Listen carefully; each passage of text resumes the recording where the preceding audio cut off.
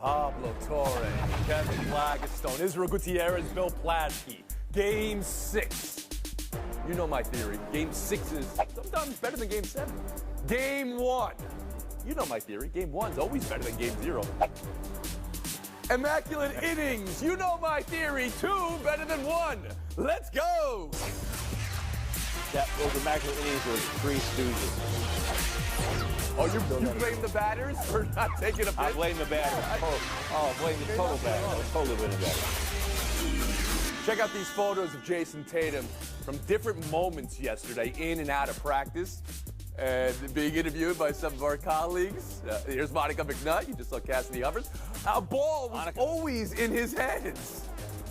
The oldest coaching trick in the book. You have too many turnovers? Carry a ball everywhere you go. Can he control the turnovers? And can the Celtics survive the night? Let's start there with Curry and Clay and Draymond on the precipice of Title IV history and the enormity for Golden State. How can the Celtics, who could be, maybe, should be up 3-2, stay alive tonight? And is it more about getting Tatum right or the role players, Israel Gutierrez, around the horn to you? No, I think it's more about getting Tatum right. And yes, in Boston, the role players will probably naturally play better, but it's going to become so much easier for them if Jason Tatum is actually leading the way. And if you look at the way this series has gone, the first quarters, it's largely been sort of Jaylen Brown being the aggressor and trying to get his. And Jason Tatum sort of, is moving the ball, which is something that we've wanted him to do all season long, and he had started doing all season long and did a phenomenal job with. But in the playoffs, you need your leader to take you, to carry you places. Somebody always has to elevate their game, and Jason Tatum hasn't been doing that in first quarters and fourth quarters. And when that happens, especially in fourth quarters, you get guys like Marcus Smart feeling like they have to carry them. Or Brown, again, maybe dribbling into traffic and creating turnovers. And Tatum is just not having that calm sort of demeanor when he's driving. Yes, occasionally he's making the right pass. Very often he's making the right pass. But when he's attacking for himself, doesn't seem like the same player. They need a leader. They need somebody to carry them in their obviously most important game of the season. Bill Plaschke. The second best 2 words in sports, Tony. Game 6. I'm here for it. I'm here. I hate the Celtics. I'm cheering like hell against the Celtics. Everybody knows that. But I think. Okay, thank you for sharing. Transparency. Well, of course. What do you expect? I'm an LA guy. But I do think the Celtics win tonight because I think Golden State, despite their championship DNA, they don't have the closeout DNA this season. Or they're 0-3 in closeout games. It's a special mindset of desperation. They don't have that. And I think Jason Tatum, it is on him. I mean, he's got more turnovers than anybody in NBA history in the playoffs so far. He's shooting 30% from inside the arc. I think Tatum leads them. He has to lead them. Celtics win. Pablo Torre. So with all due respect to closeout geneticist Bill Plaschke, Dr. Bill Plaschke, I'm sure, I will point out that I feel like the answer here is a little more pedestrian, right? And it does have to do with what Bill was trying to say at the very end there, which is that the turnovers, I mean, what are the 3 worst words for a Celtics fan in sports right now? Live ball turnover, Tony, and that specific kind of turnover. Jared Dubin at 538 pointed this out, right? In terms of turnovers the Celtics have committed, 63% are live ball, which means that you don't get a chance to set your defense. You don't get a chance to sort of catch your breath. These are those, as Izzy alluded to, wild drives into traffic that result in points at a rate that if it happened during the regular season, the Warriors, the second best stat in the entire NBA. So they're being punished more than you can imagine, and they are committing mistakes more than anybody should have imagined. The Celtics defense has been fine, honestly. It's the offense and the transition defense, which happen to be the same thing via the turnover. And Kevin Blackstone. And so your question is it role players or is it the star players? And I think it's a little bit of both, but let's start with the star players right now. Jason Tatum's had an odd series here, right? On the one hand, as Bill pointed out, he hasn't been able to score 2-pointers. How does this happen? On the other hand, he's been on fire from the three-point line. He's had a tremendous number of turnovers. On the other hand, he's also handling the ball a lot more and distributing a lot more. How many hands do you have, Kevin Blackstone? Well, I'm just explaining it to you here. If I'm wrong, dock me. But the other thing is the role players that need to step up. There are 2 guys in particular. Al Horford. We know that when Al Horford is playing really, really well, the Celtics are probably going to win. We've seen that in this series. And the same thing from Derek White. When Derek White has been really good, he's been good offensively and, of course, defensively. But when he's scoring the ball at least 20 points, they're really good. So it's all hands on deck. Yes, all hands on deck. Yes, the octopus strategy from Blackistone. Last word, Israel, after the Horde. When the Celtics were up 2-1, what did it look like the Warriors needed? A huge game from Steph Curry to carry them. He gave them that and turned the series on its head right there, and now they're ahead. The Celtics need that game from Jason Tatum. And Plashke, last word. Yeah, how come we're not talking more about Steph Curry's finger? I mean, I think that's an issue. We saw him; he seemed to be favoring it. That's an issue. That'll be an issue tonight. Talk about that then, Bill Plashke. Other side of the court, Steph Curry. He's coming off the 0 for 9 three-pointer game. First time he missed a three in the postseason in decades, nearly. And he has had a wrapped finger today in the morning shoot-around. Now, there's some making the argument there's more pressure on Curry, maybe even than Tatum tonight, to close it out, win the MVP, vault into the top 10 all-time in NBA history, and solve world hunger. Plashke, what's at stake for Steph Curry tonight? This is huge for Steph Curry. His legacy, it's huge. He wins this championship. In my mind, he wins this championship. He moves into the top 10 all-time players, and he knocks out Larry Bird. So he double whammy. Are you just double whammy on the Celtics? No, you look at it. What are you doing today, Bill? No, look at it, Tony. Look at it. He doesn't. He's not going to knock out Shaq. He's not going to knock out Kobe. He's not going to knock out Tim Duncan. I mean, Larry Bird is could next. be. I mean, you're selecting. No. I guess in the most recent list, I saw Larry Bird was 6 all time, and I saw Duncan was 7, and then it came Kobe and Shaq. But you have Curry going from 10 or wherever you have him now to knocking off Larry Bird, but none of those Lakers. I think the way he shoots, the way he played, the way he leads. Of course. I think he's a historic shooter. He gets 4 championships. He's in the top 10. Israel Gutierrez. In Bill's defense, if Steph Curry retired after this season, he would have played as many seasons as Larry Bird and have more championships. What Larry would have on him is an extra MVP playing with a Hall of Fame team his entire career. So I do believe that there's a case for getting him out of the top 10 if you consider longevity. I think he'll probably jump over Oscar and be at least number 11 here in most people's eyes. But yeah, I do think when you shoot the basketball that well, when you lead this particular team, which is not as star-studded as his previous ones, to a championship, if he were to do that, I think this vaults him up there into the top 10. Absolutely. KB, short term or in the micro, what's at stake tonight for Steph Curry? Bandaged finger coming off 0 for 9. And then macro in the top 10 ever. Well, micro, if he's in fact hurt and if he's playing with a taped finger tonight and he has a solid shooting game, then you recall Michael Jordan's stomach flu game, right? Wait. The taped finger game is going to be as big and low as the stomach. You can make that comparison. Two guys who are hurt going into a big game. I will make that comparison and I will stand by it. In the macro term, there's no question he's the greatest shooter in the history of the game. But more importantly to me is the fact that he has changed the game. He has been an improviser. He has left an imprint on the game which is going to last for a very long time. And there will be teams trying to draft players who can shoot like he can shoot, and they won't be able to find that person very easily. Pablo Torre. Speaking of micro, I hope Bob Ryan is somewhere macro-dosing even watching this segment. I imagine he hates nothing more than the guy who ruined basketball knocking Larry Bird out of the top 10. Goodness. But I'm going to make it harder on Bob because I agree that he is a top 10 all-time player. That's what's on the line here. He is arguably, right there with Michael Jordan, the greatest offensive threat the game has ever seen. And Tony, what is really here, like hanging in the balance is, like the 2 sentences you say about Steph Curry, right? He does not have the finals MVP. When we talk about this series 5 years from now, we're not going to be talking about turnovers. We'll be talking about who was finals MVP. And that's going to make his life a lot easier in terms of that historical conversation. All right. Well, he hasn't done it yet. Make a pick for tonight, Pablo Torre. I think the Warriors close it out in 6, man. I do. Kevin Blackistone. Warriors. Wow. Israel Gutierrez. We're going to a Game 7. And Bill Plashke. Yeah, I hate to say this, we're going to a Game 7. I hate the Celtics. We know.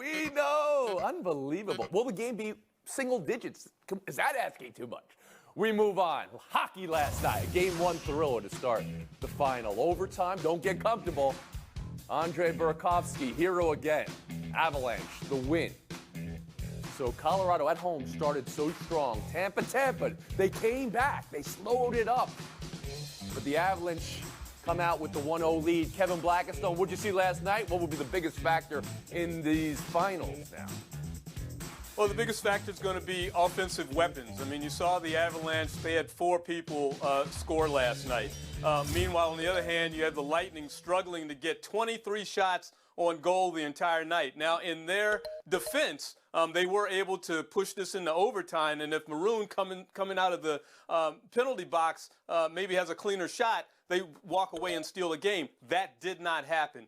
So to me, it's about offense and diversity with your offense. Pablo Torre.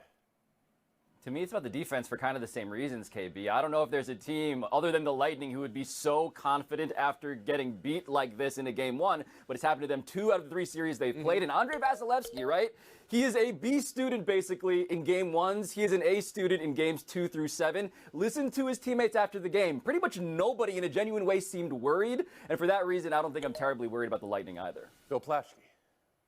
Vasilevsky was worse than a B. He was an F, Pablo. It's the worst start of his career. He's never given up 3 goals in the first. But still, he's never done that before. He put him in a hole they couldn't get out of. I don't know who's going to score for the Lightning. I don't know how they're going to get out of this. They're 0 for 9 in their last non-power plays. I don't see where the scoring comes from. I think they're in trouble. Israel Gutierrez. Well, that's the one thing from last night that I think might be able to linger throughout the series is that Avalanche power play penalty kill, because they were great. And as you mentioned, Bill, Tampa Bay hasn't been great lately, but they also got Braden Point back and didn't have, obviously, a great game coming back from injury. But if he develops into more of a threat offensively, and obviously with Vasilevsky, we've seen this before, if he sort of straightens things out as the rest of the series goes, it's going to be a nail-biter. So I don't think, that the Avalanche depth is necessarily meaning this is over. Pablo Torre, 22. Israel Gutierrez, 14. Kevin Blackistone, 4. And a late arriving crowd in Los Angeles. Plaschke, -1. Buy or sell on the other side. I'm just being honest. I get penalized for honesty. Pundit Square. Shame on everybody. Pundit Square. Around the Horn is presented. News of the day from the WNBA, and it's huge. And it's in writing now. Sue Bird announcing this will be her last season. Her last second half of the season now coming up. Her last run in the playoffs. Maybe this will propel Seattle. She's still 3rd in the league in assists this season. Top 10 in threes made, but overall her lowest shooting percentage of her career. Pablo, you spoke to her recently. What is this about today? And do you think it means more about the rest of this season? And what about her career? Yeah, this is about the biggest picture, Tony. When I talked to Sue on ESPN Daily, she did not want the retirement tour. I think she was like one of those people who don't like it when other people sing happy birthday on your special day too loudly, but she needs to hear the song. Look at her Wikipedia page. Her career achievements are a CVS receipt of milestones. Everything is on there. All-star appearances, titles, 4 of them, Olympic gold medals, first team, all-time assist leader, just like it's all there. And I hope she knows that she needs to be celebrated now. Kevin, you were shaking your head no. I think I know why. What, the Wikipedia? Was it? Oh, that was so painful. The Wikipedia? At least Britannica, Yeah. yes. Or go to USA Basketball. Look, Sue Bird, 21 years of basketball. Absolutely amazing. Has won at every level in this country, right? Overseas, 5 gold medals. Unbelievable career, definitely on the Mount Rushmore of women's college basketball. Well, and pro basketball at this point, too. I mean, women's basketball. Of course, right. So now you have her top 4 all time, which becomes interesting. Oh, absolutely. Like a conversation we had last segment, Israel Gutierrez. If I may, just all her accomplishments are amazing, as Pablo mentioned and KB mentioned, but the thing that makes her an inspiration to me is being an openly gay woman. Come out in 2017, talked about her relationship with Megan Rapinoe. The 2 of them have been on the cover of ESPN, the magazine. The 2 of them hosted an ESPYs award. And at a time in our country where things are maybe backpedaling a little bit when it comes to LGBT rights, I believe that, her and Megan are absolute inspirations and absolute superheroes. I want to have this conversation about greatest of all time, though, top 4 of all time. I guess let's make it WNBA, all right? And that puts Cheryl Swoops and Cynthia Cooper in a tough spot because they didn't grow up wanting to be a WNBA player because there was no league, and they made it later in their careers. Is she in the top 5 all time WNBA, Bill Plaschke? Yes, absolutely. This is one Bird who's moving up in the rankings with her retirement. she's played more games than anybody, more assists than anybody. won as many championships as anybody. She's been such a star in the league. I can't believe some rankings have her out of the top 5. That's insane. She's right there with Taurasi. She's right there with. It was our own ranking in ESPN. Had Taurasi 1, Catchings 2. I think it was Maya Moore 3. And she played so much longer than any of them. Year. Understood. Never got the MVP, the season MVP. We'll move on. Buy or sell 2. You don't just have to beat the Warriors on the court. You got to beat their checkbook. And nothing away from Andrew Wiggins tonight, but this was a checkbook win for the Warriors. Checkbook win. Have you ever called it that before? Heard that before? It got Zaza Pachulia to respond, and watch your feet, Windy, if Zaza is jumping out at you. Zaza, now operations consultant with the Warriors. Take a listen here. We're not doing something that it's illegal or it's against the rules, right? So we are doing something that is totally fine to do, right? It's totally legal. So, I mean, that speaks to, on behalf of to our ownership group. Ain't that Pachulia? So Warriors, highest payroll in the league at $178 million, and in total it was $346 million moved between salary and repeat offender tax for the luxury cap. Zach Lowe has reported other teams are grumbling. Israel, how do you hear criticism of Golden State's checkbook? Well, first, it's never a great look when the defense says, I swear, it's totally legal. But I do think that when you have a team that can win multiple championships and you have a soft cap that has penalties for, taxpayers and everything else, yeah, that's in the books. That is literally in the books. That's what you want if you're a fan. You want your owner to spend as much and keep that thing together as long as possible and win as much as possible. The last thing you want is a cheap owner that says, yeah, let's get rid of a few pieces and try to win anyway. KB? Yeah, I mean, I think this really diminishes what they've done in the front office and on the court. Let's not forget, Durant walked away from this. They could have, Wiggins was out there to be had. They're the club that made the deal for him. They waited for an injury to heal up an ACL and the Achilles. What this team has done is their decision-making has nothing to do with their checkbook. Stop. Pablo Torre. Well, I think both things are true, right? The Warriors have drafted as well as anybody, right? They drafted their core, Steph, Clay, and Draymond. They drafted Jordan Poole. These are moves that they deserve credit for. But the biggest advantage in the NBA is having an owner for whom money is no object, because there is no hard cap. And so Joe Lacob, Tony, he is not even the top 20 richest owners in the league, but he spends like it. And to Brian's point, yeah, follow the money. That's an advantage that you can't match. No Blasky. Have they spent $40 million in luxury tax money? Yes. Does it matter? No. They have, because they're spending it on the right players. They're invested in the right. They've had 3 players on this team for a decade. They've kept these players. Again, like KB said, nobody wanted Andrew Wiggins. They paid the money for him. All these teams have money. You got the Warriors to spend it smartly, and it's disrespectful to say otherwise. Absolutely. Bill Blasky, Kevin Blackstone. Front row seats for Israel Gutierrez and Pablo Torre in Showdown. We're going to have a pregame debatable and then a postgame debatable. If you were to do the math, and I wouldn't suggest it, the odds of an immaculate inning, roughly 1 in 40,000. The odds of 2 immaculate innings in one game, roughly 1 in 1.6 billion. That it was done by the same team is inconceivable. Luis Garcia and Phil Maton. Both throwing 1, 2, 3 innings with 3 strikeouts on 9 pitches, but that it was done to the same 3 batters. Nathaniel Lowe, Ezekiel Duran, and Brad Miller. Israel, what's the biggest wow here? The biggest wow to me has to be Brad Miller. The second time around, my man, take a pitch. Please, just at least make it look like you know what's going on here, because, geez, just swinging right through all those, that looked terrible. Pablo? Yeah, we need to rebrand what this is for the batters. I know it's an immaculate inning or 2 for the pitcher, but this should be like an obscene inning, an impure inning if you're a batter. Like, as a team, you got to hang this. You got to wear it in a way that's shameful. So you're both putting it on the batters. Now I see it. I didn't see it when Plashke said it, but I see it when you say it. We'll move on. More from baseball, and this is from our friend June Lee. Baseball's now marketing and selling these jerseys. If you look closely, the jersey has a hole in it, and the hat has a hole in it. This is called a meteor crater or meteor hole. It's on brand. It's very stylistic right now. People, worn holes in jeans for years. When you were growing up, you put them in your Z Cavaricis, right, Israel, Pablo?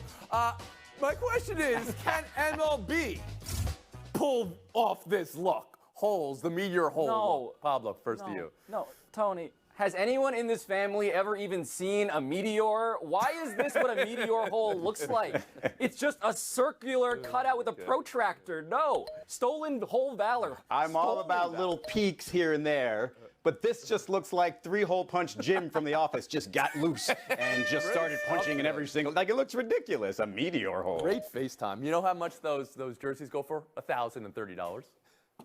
Naturally. FaceTime, Pablo Torre. So, Mike Breen was on ESPN Daily last week, had a great conversation, but I am worried that I may have gotten in his head a little bit because watching Game 5, I saw a number of opportunities for bangs. He did not bang except for once. Mike Breen, a triple bang. That's what I want from you. I know you said you'll save it for the Knicks, but no, Game 6 is tonight. The people need the triple bang, please. Let's see if I can get one here.